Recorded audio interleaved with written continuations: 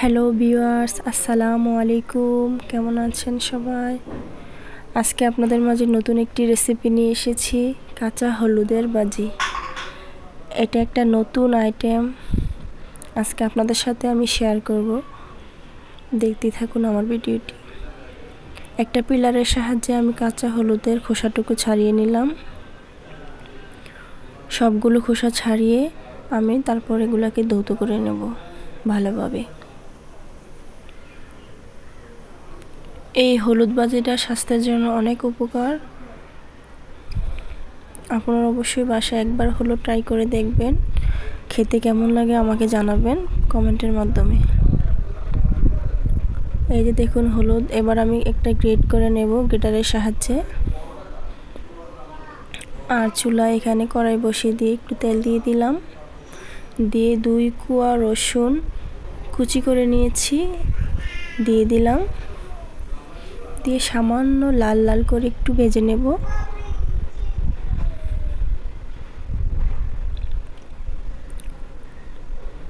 আর 3-4টির মতো আস্ত রসুন দিয়ে দিলাম, দিয়ে কিছুক্ষণ আবার ভেজে নেব। রসুনটাকে পোড়া যাবে না, না হলে গন্ধ হয়ে যাবে, খেতে ভালো লাগবে না। আর এখানে আমি পেঁয়াজ কুচি দিয়ে দিয়েছি। কুচিটাকে একটু নরম হলে এখানে আমি 4-5টি কাঁচামরিচ দিয়ে দিলাম, আবারও নেড়ে চেড়ে দিচ্ছি।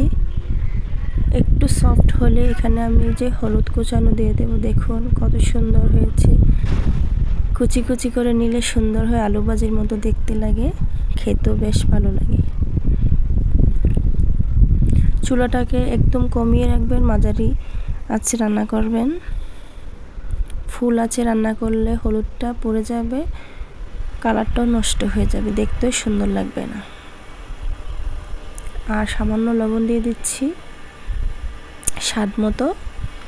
আর কাঁচা হলুদের যে একটা এক্সট্রা গন্ধ থাকে, ওই গন্ধটা কিছুটা দূর করার জন্য সামান্য লেবুর খোসা গ্রেট করে দিলাম, এটা দিয়ে দেবো এখানে। লেবুর ফ্লেভারটাও খুব ভালো লাগে, খেতেও মজা লাগবে।